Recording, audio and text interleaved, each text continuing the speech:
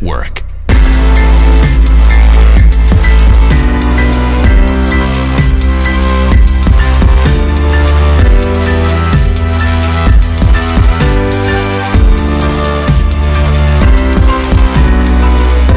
Hello, Marco Polo here with another edition of the Valhalla Movement Podcast.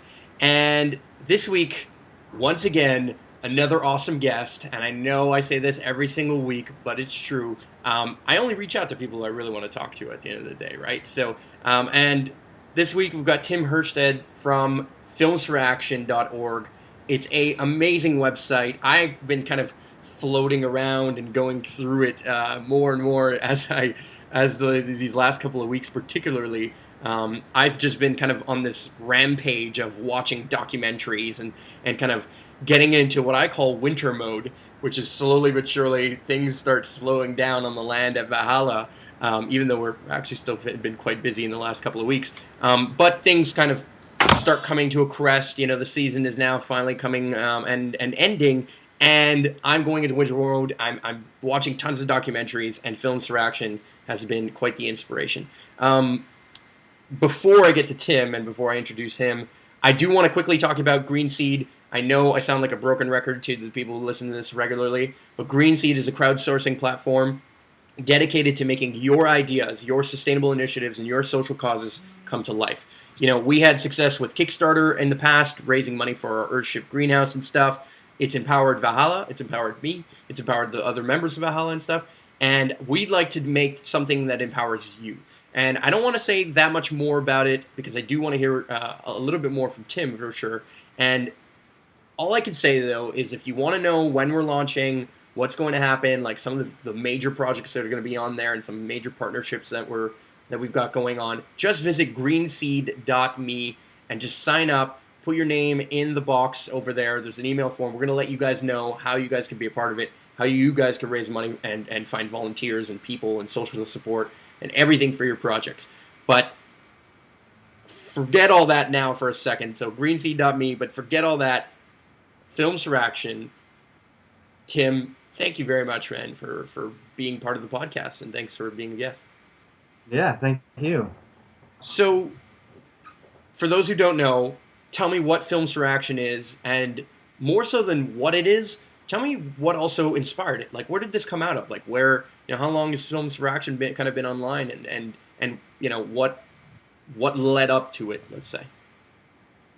Yeah, well, I would say that Films for Action is a learning library, and it's really designed as a tool for anyone that wants to change the world, anyone that's interested in activism and just pushing forward a different kind of way of being and a different society, and just kind of, you know, as the learning library aspect allows people to go on the site and just find hundreds of different documentaries and short films and videos, as well as articles and action articles, all just covering different kind of slices of the activist pie. There's so many different angles you can go.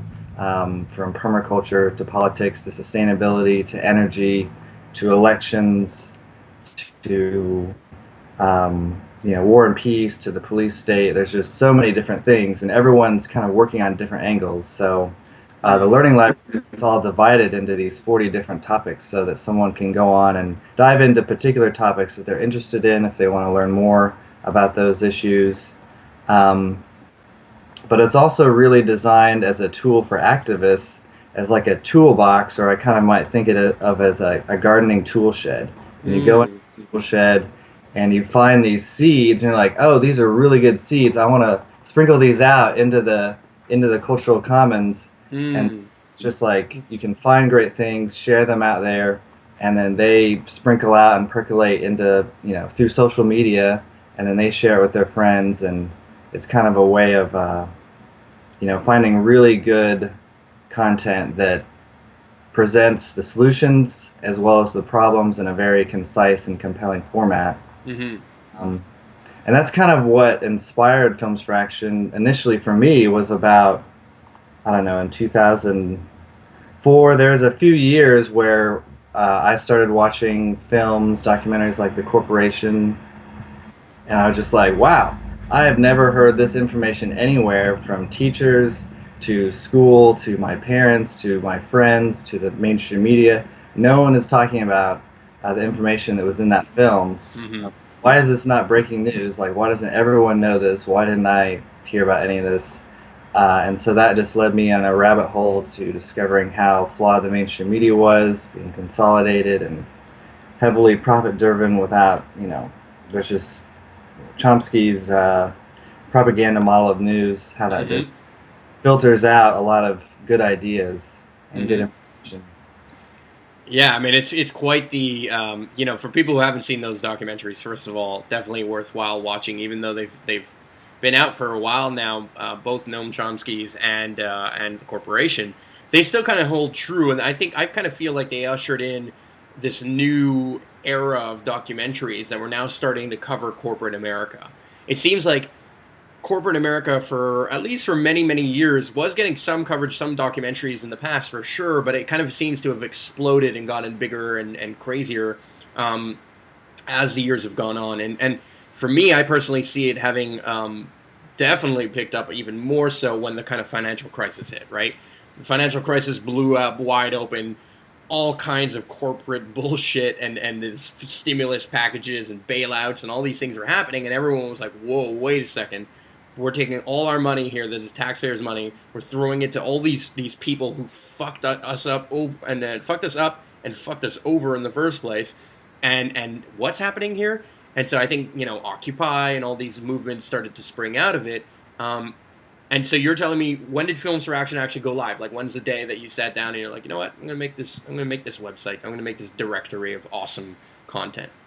Yeah, it started in 2006 in June, and it's interesting because the whole idea of it started from, for me, it started because I would try to get my friends to read a really couple awesome books that I found, like Ishmael by Daniel Quinn and Mm.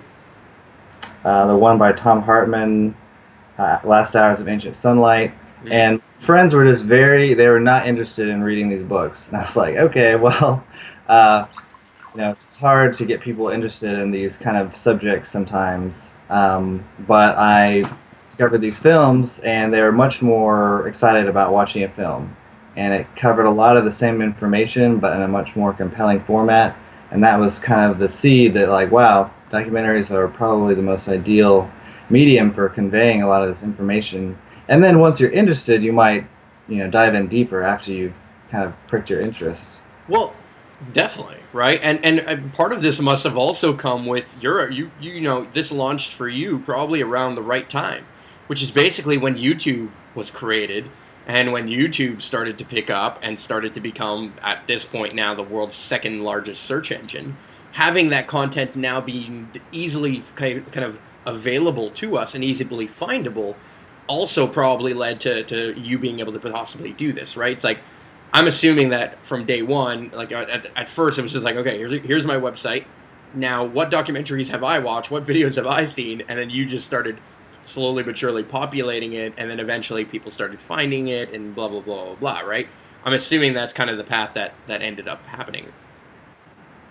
Yeah, it was very interesting that YouTube exploded right around that same time. So when we launched the website in 2007, there was a lot of videos on Google Video, which doesn't exist anymore, but Mm-hmm. you're finding these videos being put up, and we're like, wow, there's a lot of good information being put up on the internet, and we should just catalog them all in one place because they're all scattered around, and maybe the formatting is not the greatest. There's no description for some videos, and or there's just tons of videos out there, and how do you filter it, down to like the best little gems? Yeah. So that's kind of the value that we saw in Films for Action, was just creating a library that pulls from multiple sources and gets just the best gems all in one place. And so what's like? I know for me, being involved in the world of sustainability, of eco-construction, of permaculture, and all these things, is still kind of new to me. I mean, this is not something I studied. It's not something I've known. It's not necessarily something I grew up with. I mean, maybe on a smaller scale, if I think back, my ancestry and my grandparents, they grew all their own food. Like, they were really self-sustainable. They were really kind of it already. But we've transitioned out of that over time, right? Society and culture has kind of moved away from that into this consumeristic kind of culture.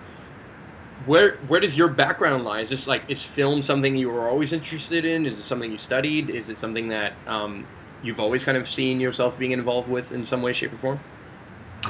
Film was kind of a surprise for me because I wasn't super into it until I saw the corporation and Walmart, the cost of low prices, Mm, uh, manufacturing consent by Noam Chomsky. yeah. Those really got me into the film medium a lot more.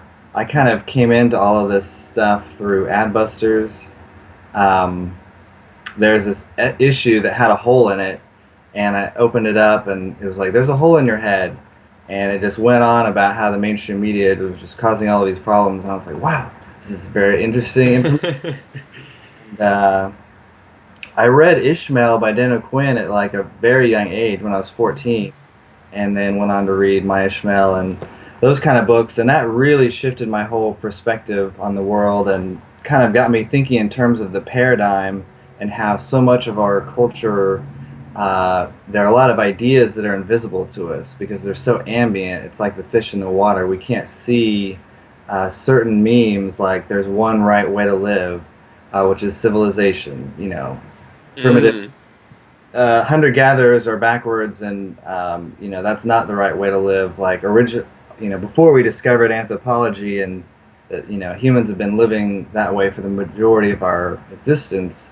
We thought they had digressed from the natural state of human existence, which was to be a civilized builder, and that this was the one right way, and this one right way myth really seeds into a lot of different things. We see that with our economy. There's one right economy, capitalism. There's one right religion. Usually, people have different. mm.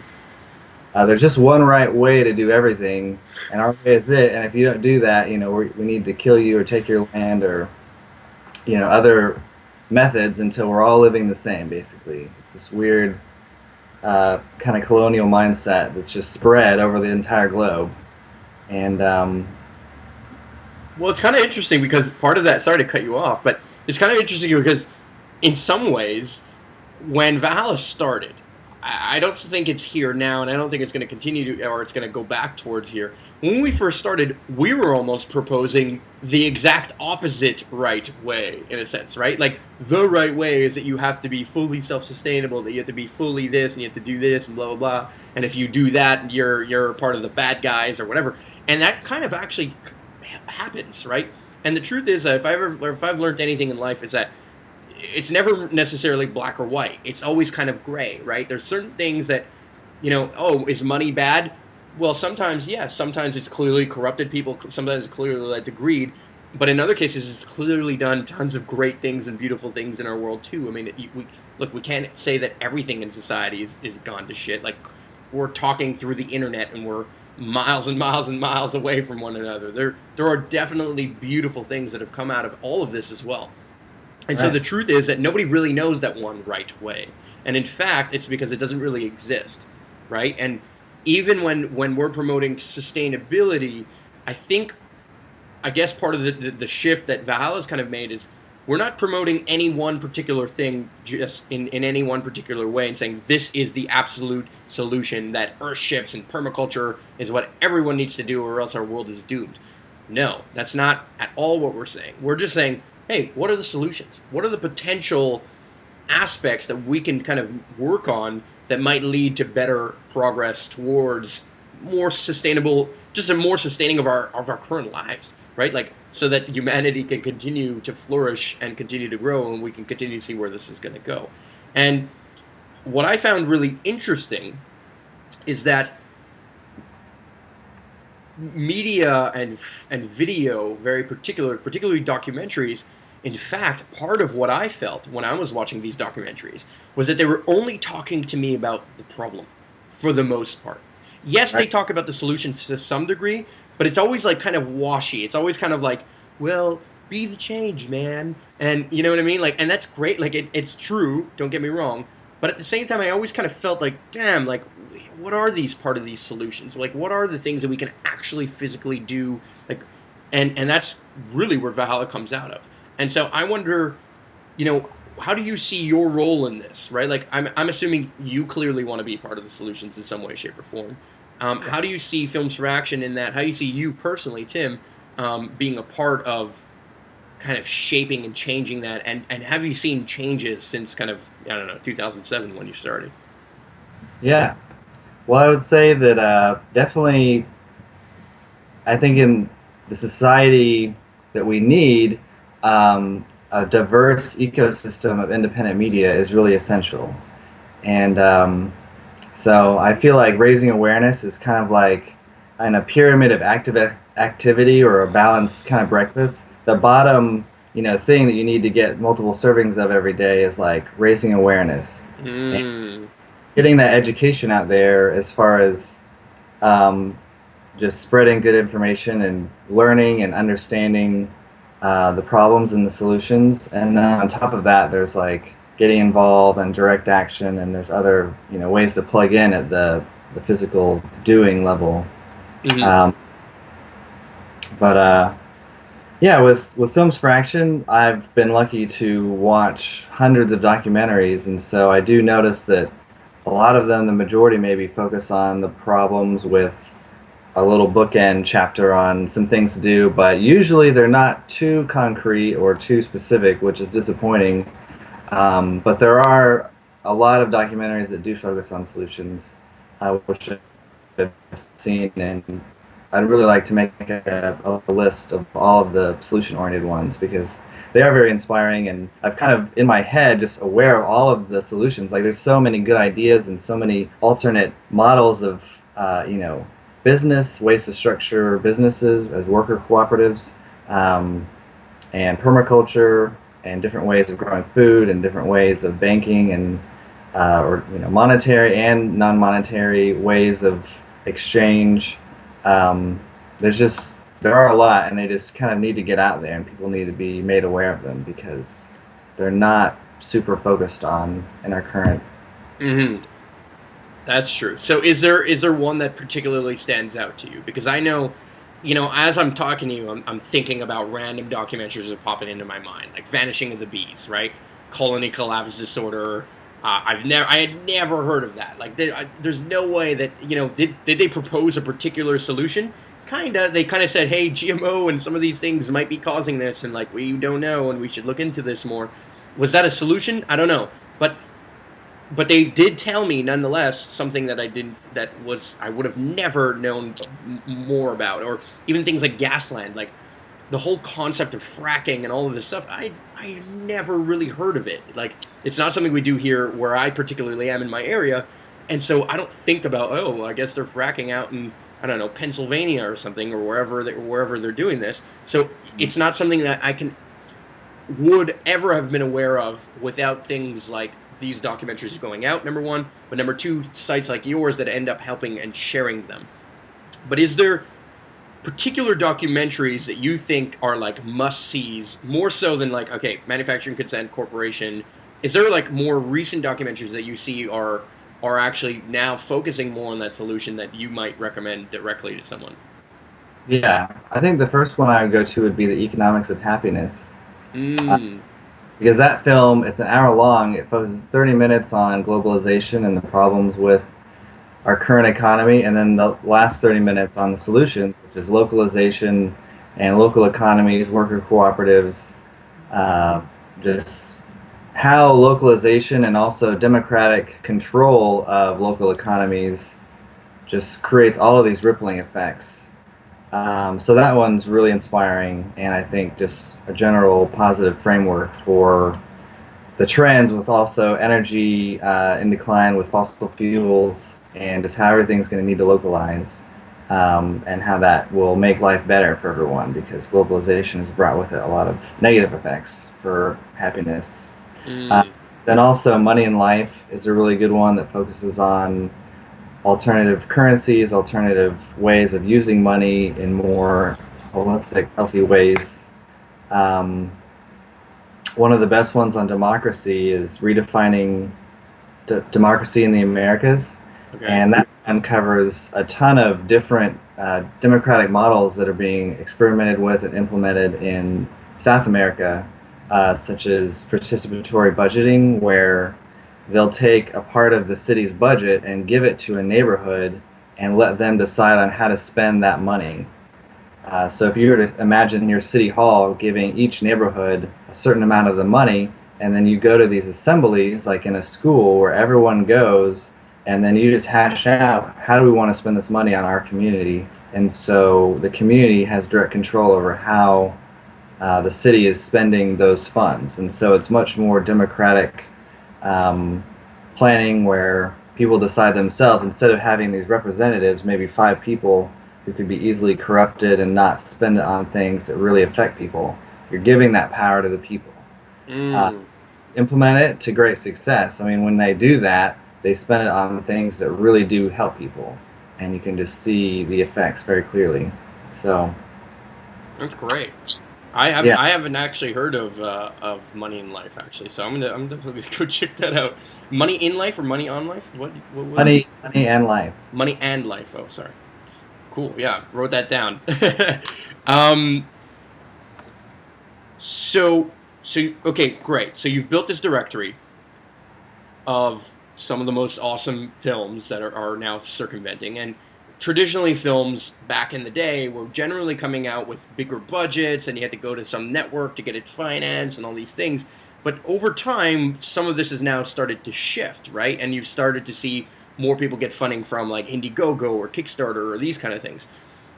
Have you noticed more like indie ground up, like grassroots types of videos actually now starting to take hold more and more and more? And I kind of, I'm no stranger to the camera myself.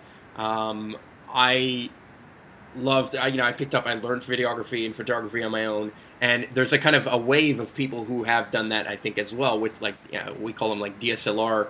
Uh, why is the word not coming to me? Anyway, DSLRs are basically floating around everywhere, and everyone thinks that they're a photographer and videographer at this point. But some of them actually have a lot of talent, and I'm assuming that a lot of those videos end up on your site. So, have you started to see a little bit more of a shift, and how do you feel about that and people's responsibility to kind of contributing to this media as well? Yeah, well, I think it's great.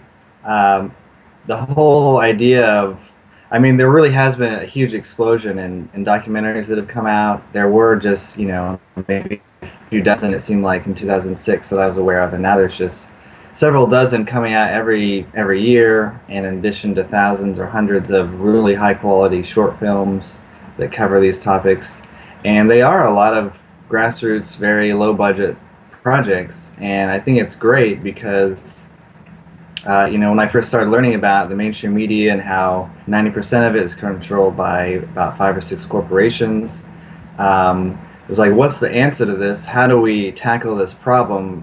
What's the alternative solution? And I kind of came to the conclusion that, the answer to Fox News or NBC isn't another monolithic kind of network that we control ourselves, but rather it's 10,000 micro distribution outlets, just a vast ecosystem all connected through the internet, and that just fully decentralized, so that there are just everyone has a voice and is expressing and contributing to this commons. So there's less centralization of news editors filtering it out. Mm.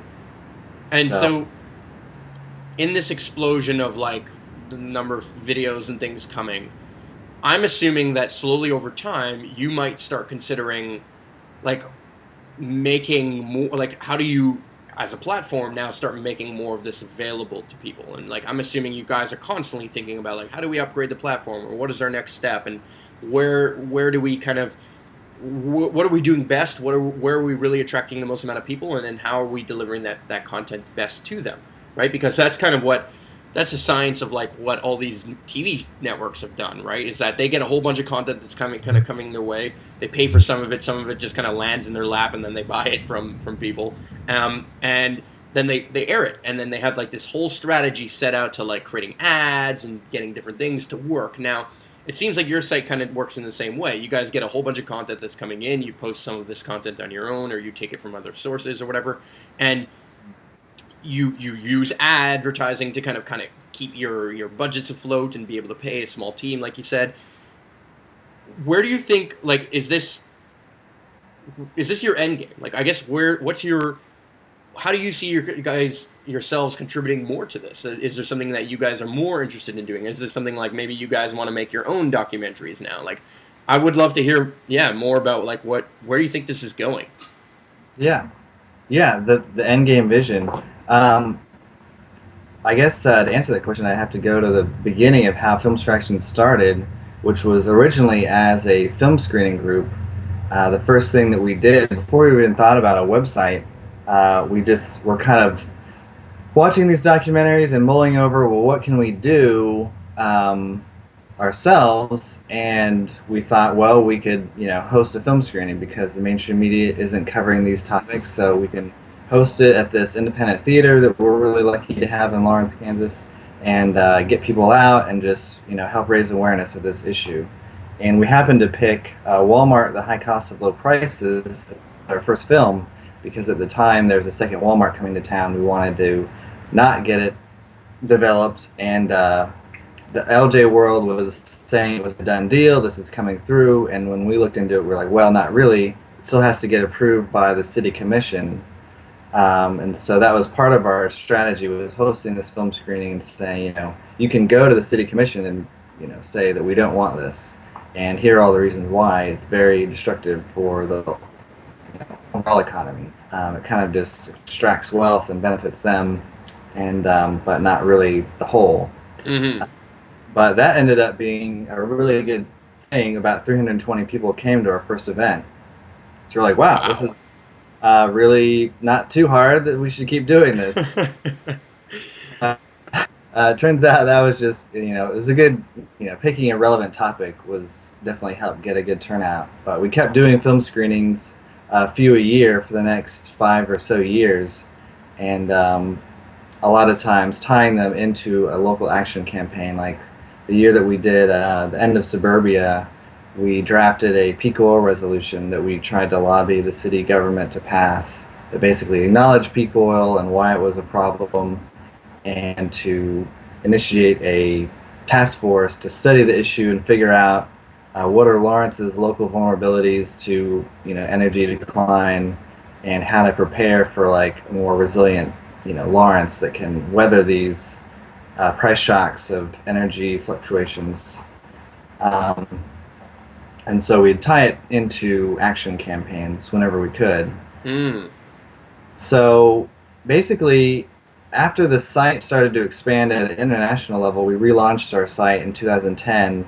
It started out as kind of just a local-only project, and then in 2010 we turned it into a more internationally focused thing where it's just a library, and then we have our separate city chapter sites, so filmsfraction.org/Lawrence, and we designed it so that it was really easy to create these city chapters in other cities. And so with a few clicks of the mouse, you can create a whole new chapter with all of the tools that we've developed for our Lawrence chapter. So you've got filmsfraction.org/Chicago, filmsfraction.org/Kansas City, whatever it is. And so that's kind of our vision, is to see these city chapters sprouting up all over the world, and to just offer it as a tool for people to be able to replicate this model of using film screenings to galvanize action. I think that it is a really great way to bring a large crowd together, and then everyone gets fired up to do something about it, and then it's like, all right, great, we're all here, we can do a lot of things together, so let's all meet next week at a meeting and figure out another, what the next steps for how to, tackle these challenges at the local level. And so that's kind of the model, the Filmstraction model, of using films as a platform to jumpstart action campaigns, and just organize and get people together to start working together on these projects, whether it's starting a community garden, or implementing some direct democracy plan to get more control of local city government. So there's just infinite avenues. It's just a totally decentralized, open model to do whatever you want with it. And so you think the best way to make that happen is through, like, the number one way to make anything happen is get all the people in the same room. right? If you can get people in the same room through whether it be a screen, some workshop or a movie screening, then those kind of things all they create collisions, what we call collisions, right? And these collisions create connections. When people kind of collide and meet at some event, and they're like, "Oh, you think this way, and I think this way too," and "Oh man, you live down the street from me? Wow, let's collaborate. Let's meet up more. Let's take part in more action and create this little community of people that are kind of flowing together," and then that kind of starts to lead to more and more change. I'm assuming that's kind of what the idea is, and maybe something that you kind of lived, right? So, assuming this continues to happen, which I'm assuming it is, right? I'm assuming more and more of these local chapters are kind of developing and happening and growing. Where do you feel in this? Like, yes, you're running Films for Action, but what are other interests that you might have that might see that your life is now slowly but surely taking a change? And so I'll give you an example to maybe make the question a little bit easier. I had never heard of permaculture. I had never heard of earthships before, for example. I even use earthships as the example. And now, because I've heard of it, I went and did some documentary called Recipe for Change. We actually built an earthship on our land and stuff. And that has kind of like taken my life into this kind of this upward spiral of craziness that has basically led me to have these collisions and these connections.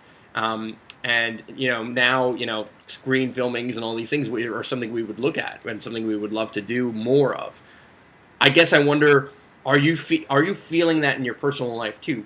Are you now starting to surround yourself with like community, like a group of friends and people that are surrounding you that seem to be thinking in your way? Because if I think in the area that you live, based on, well, I guess where it says on Facebook and stuff, it doesn't seem like that. It doesn't strike me as the game changer area necessarily. I don't know if everyone kind of maybe feels the same way that you do, particularly in your area, but maybe they do. Maybe I'm wrong. So yeah, maybe speak to how this has shaped your social life and how this is kind of changing your life on that level. Well, yeah, Lawrence, Kansas is definitely a very interesting town because it's the most progressive anywhere nearby, I would say. And there is a nice little community of people. Because it's so small, everyone kind of knows everyone else. And so that is a nice thing. I heard that, whenever I imagine how nice it would be to live in a bigger city with more like-minded people, like in San Francisco, every now and then I'll hear people that live there and wanted to move back to Lawrence because it's much more concentrated and not so spread out. And because there's fewer people, everyone wants to stick together, and so it has a nice sense of community and everyone's friends. Mm-hmm. And there are people working on permaculture projects and little co-op houses and various things like that. Do you think it's going to grow? I hope so. I mean, I'm always trying to import like-minded people to Lawrence, and there's like 1,100 people that are on our Facebook group for our local Lawrence, Kansas chapter. So I feel like there's a lot of very like-minded people, and I think that there's a lot of latent power there that could be utilized if people started organizing more and just had maybe specific goals to focus on. Since I've been focusing on the international aspect of just growing it as a large platform, we have about 300,000 fans on Facebook, and that's the primary tool that we use to get our information out. It's just through Facebook. How do you feel about that? Because that is something that I think is really a tragedy right now, is that there are many, many businesses like yours, like ours, that have grown a large Facebook following, but it's dying on us. I mean, our organic reach is awful. Our ability to, we were seeing this power up, right? Like YouTube came out, we talked about that earlier. Now social media came out, and all of a sudden everything was starting to explode. And now all of a sudden, however, the only thing I see in my newsfeed, and I had to go and unlike a whole bunch of stuff, was BuzzFeed, Huffington Post, and it was all these stupid things over and over, oh, you can't believe what this guy did to this person, blah, blah. And it was it's great. Sometimes it's funny and sometimes it's whatever, but for the most part, it's kind of dumbing us down. And then I see phenomenal posts or documentaries, and even on our own page, I posted about Cowspiracy, right? Mm-hmm. Just today.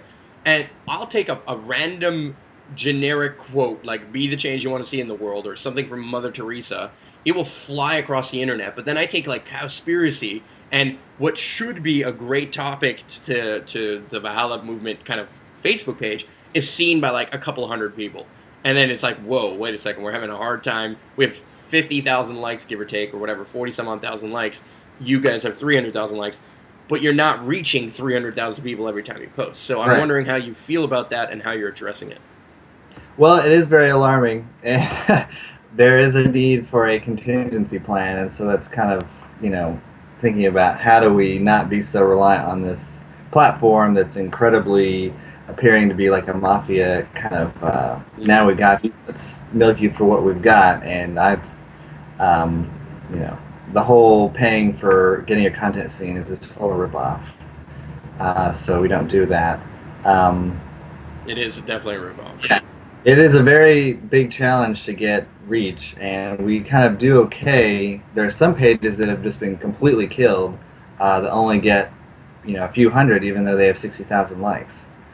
So it's just the algorithm is really, it feels like a boot on the neck, and it's just like clamping down harder. And every few months, it seems like they, turn the spigot down and just tighten the flow even further.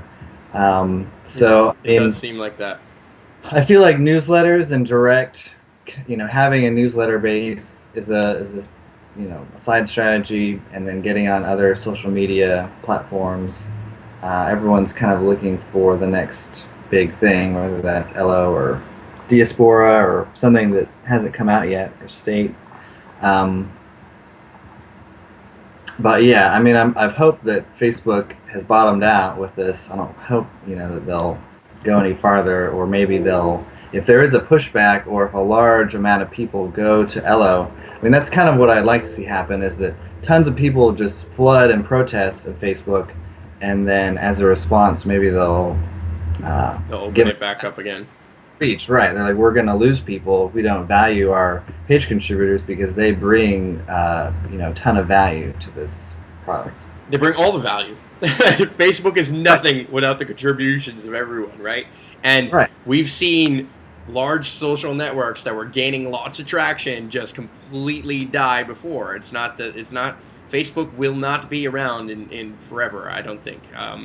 And particularly if they continue to adopt this old story kind of way, right? They have the way of like, hey, we're a big company, we got a lot of people, now we're going to start charging, and we're going to start squeezing your neck more and more and more. That's exactly what we hate about society right now. Having one power supply company in a whole state, and so everyone, every year they just turn up the prices, and everyone's like, oh, okay, well, I guess we're going to have to pay it. That's what we hate about our current environment, though. And so it seems like this is being replicated online.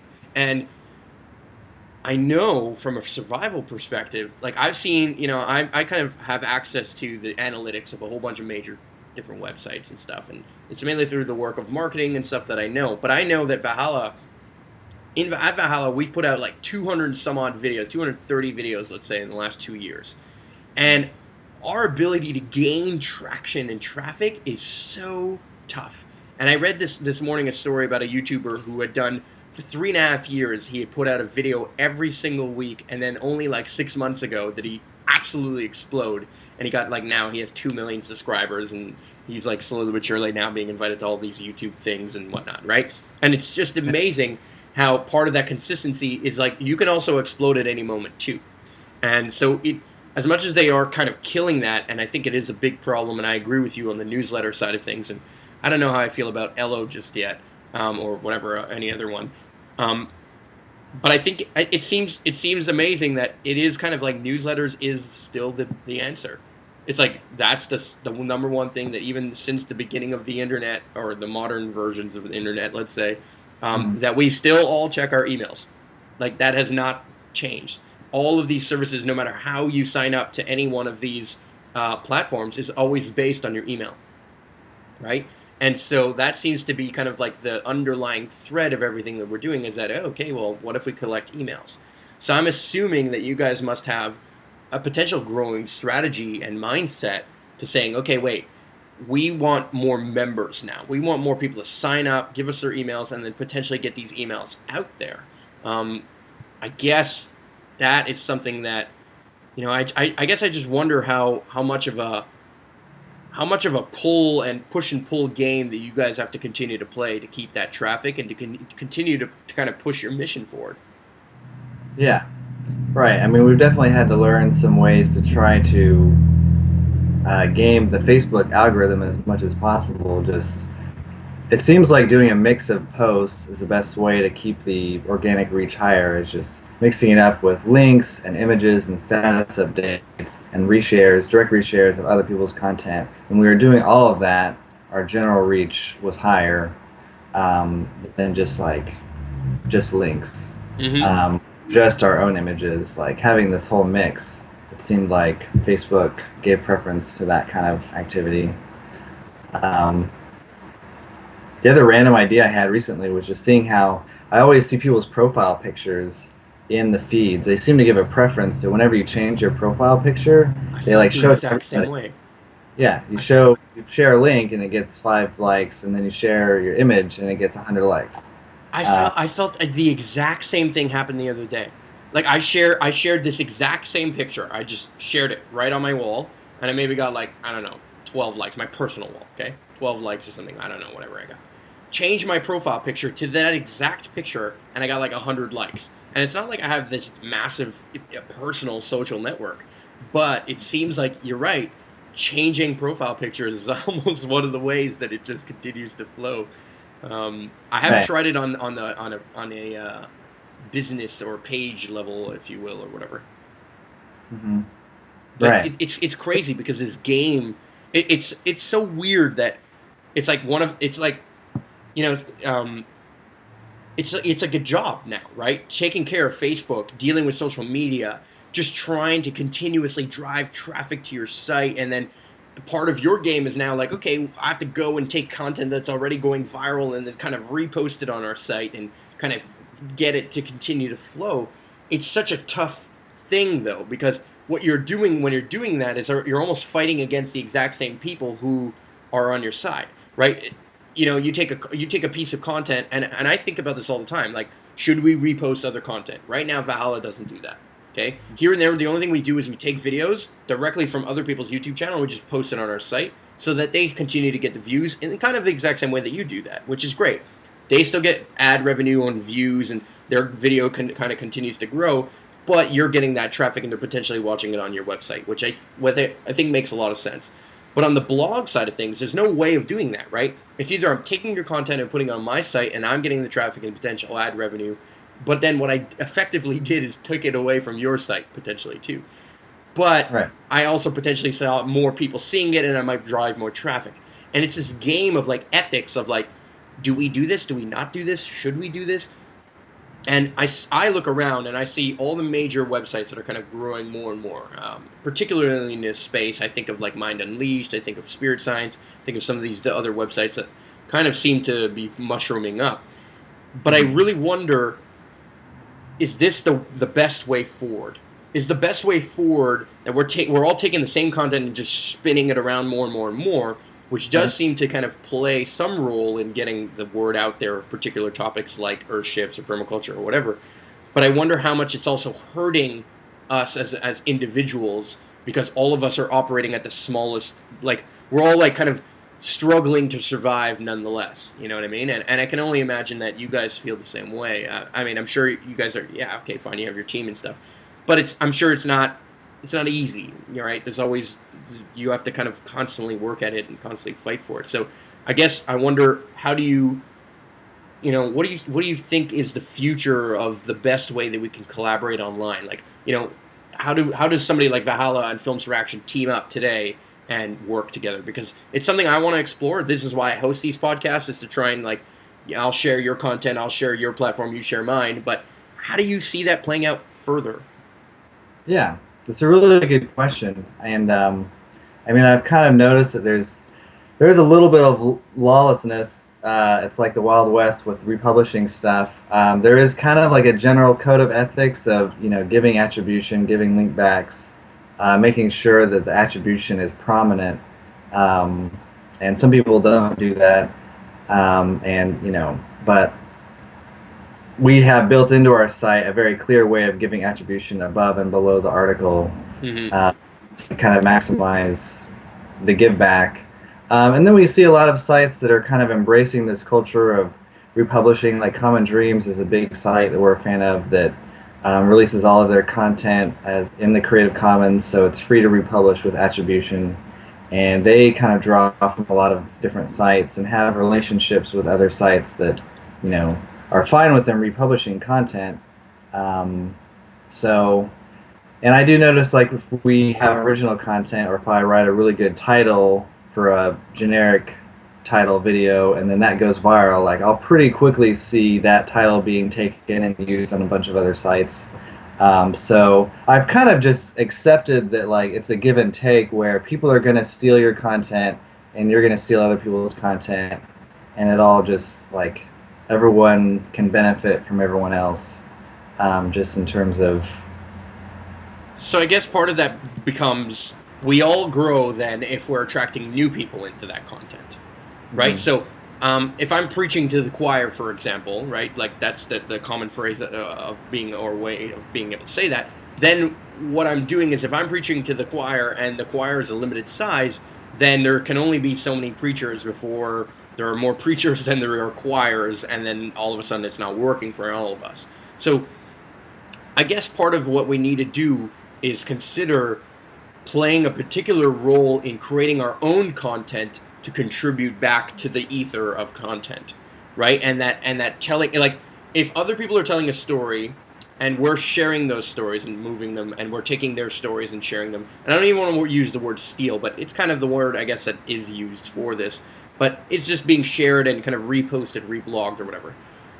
I guess part of that ethics, and this is something I'm trying to figure this out, is part of that ethics is also contributing some of that content, and like you said, it's a give and take, allowing people to take that content and make it go viral. Like, what happened to us, we posted a content called, a piece of an article called 10 Reasons Why Airships Are Fucking Awesome. I think the entire internet, at least in this kind of mind frame, reposted it, and it's got way more views than everyone else's website, and it seems like they post our thing, and then all of a sudden one day our Facebook likes jump up by 8,000 or something, and I'm like, wow, like, man, it kind of sucks, because I wish we could have gotten some of that traffic because we're the ones who made that, but at the same time, I guess we should just join that game, right? Maybe Valhalla, and I think you guys are already onto this, and that maybe this is why you guys have grown to a level where the site can pay your jobs and stuff, is that. So I guess I'm wondering, normally I do this off air, I guess I'm wondering, how really, like, in your best case scenario, how do more people who are listening to this right now, how do they contribute to help you? And if somebody else is listening and they run some major site, how can they approach you? What are the things that you guys are looking for to potentially have more people help you guys and more people make your content and your site go more? How do people help you grow?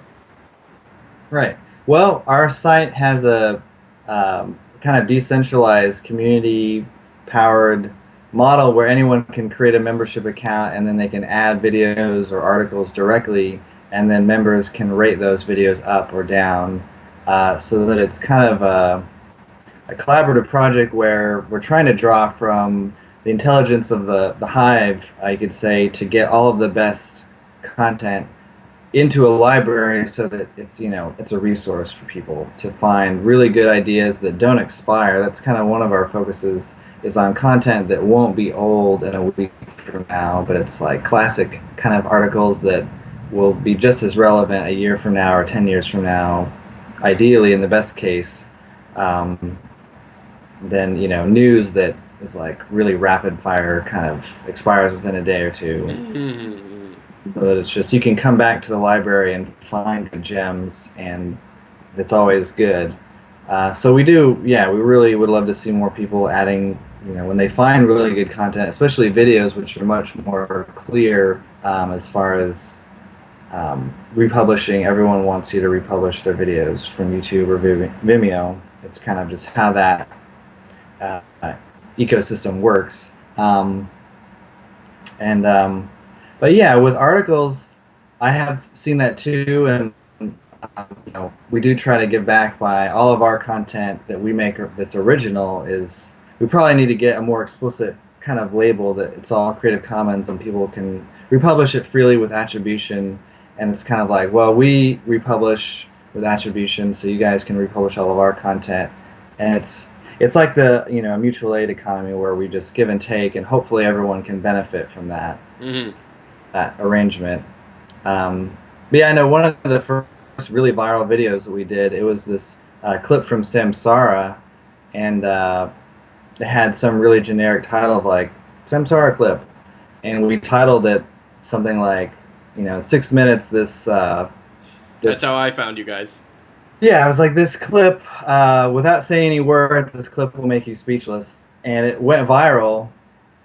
And we didn't have attribution for the title because who was like clip by these people, title by Films Fraction. Like, you don't give attribution to titles. So very quickly, the title was reused or slightly repackaged and then republished all over the internet.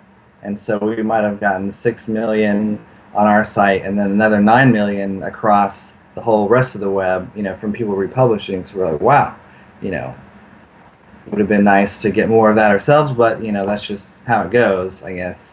Yeah, Uh, I think that's what I'm coming to the agreement of understanding as well, is that we need to, and this is kind of a move that we're trying to create too, and it seems like it's been working more and more, is this upvote downvote kind of system, this ratings kind of system, where we allow people to create the curated content and to submit the curated content, and this is kind of where Valhalla is looking like we want to go to.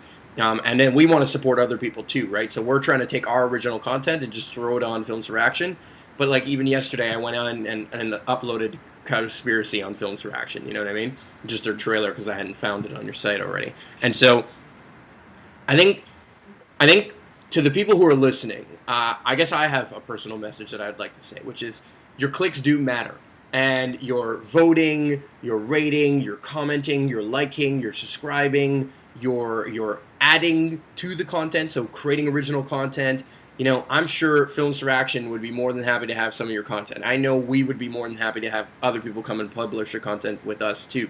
And then taking that content and making it spread around. So if you're, I hadn't heard of Common Dreams, right? You said that and I write it down. Why? Because now I'm like, oh, here's another place where I can go and reach out to, and I can go and see their content, and I can share what is happening on their site to help kind of bring more people to their site and to their mission.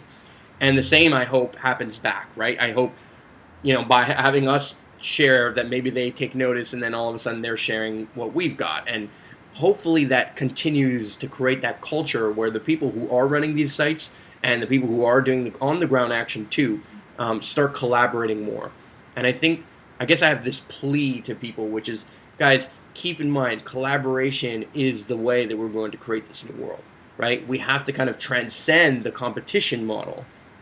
And this is really where I was trying to go with this, is we have to transcend that into collaboration, into seeing, hey, this is not stealing, this is really taking your content and just giving it a new voice and then amplifying it further, because that's how this kind of game is working. And I think the more we do that amongst our direct sites, and the less we do that particularly on Facebook, but more through newsletters and other things, I think that's going to be a game changer. I think the people who start creating newsletters, and this is a philosophy that I'm going to test out now with Valhalla, the more we start sharing other people's content in our newsletter, I think that might actually start bringing some interesting results, and I hope that other people start doing that too. So, yeah, and it is amazing because Common Dreams is like huge in my mind as being one of the best, like, definitive places that they collect content from a variety of different progressive kind of websites and republish,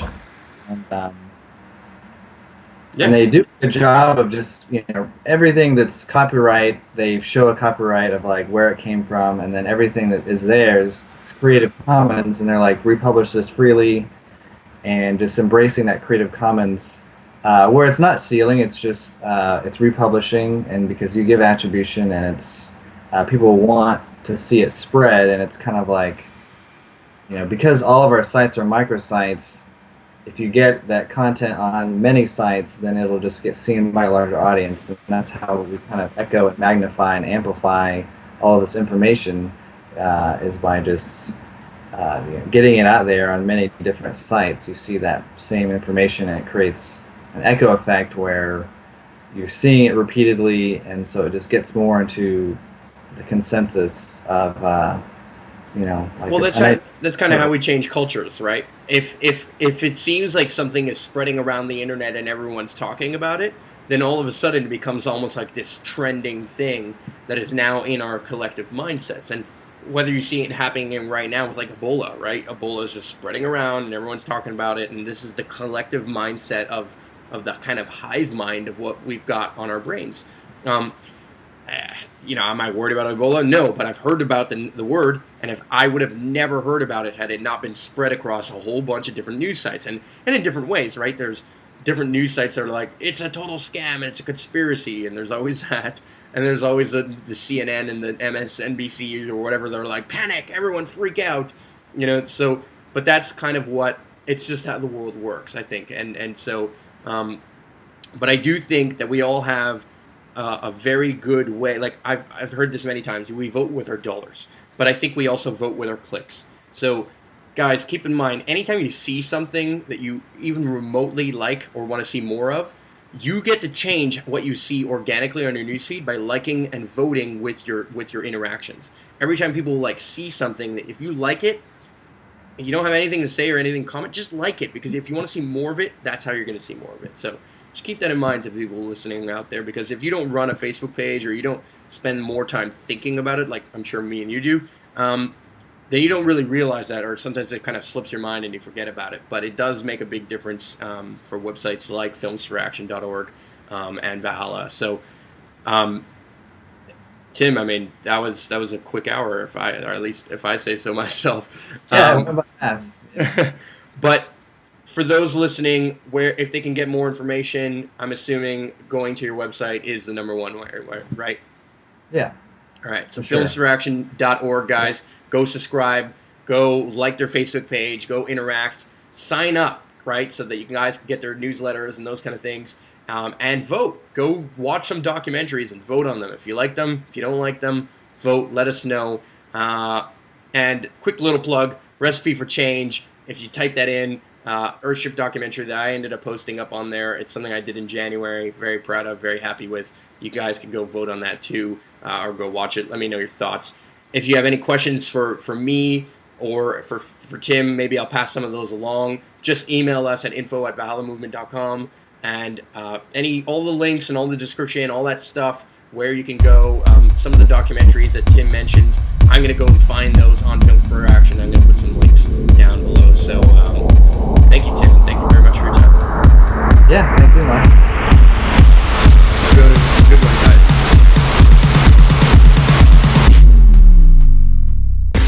Thanks for listening. Be sure to subscribe to the podcast on iTunes, and don't forget to rate and leave a comment.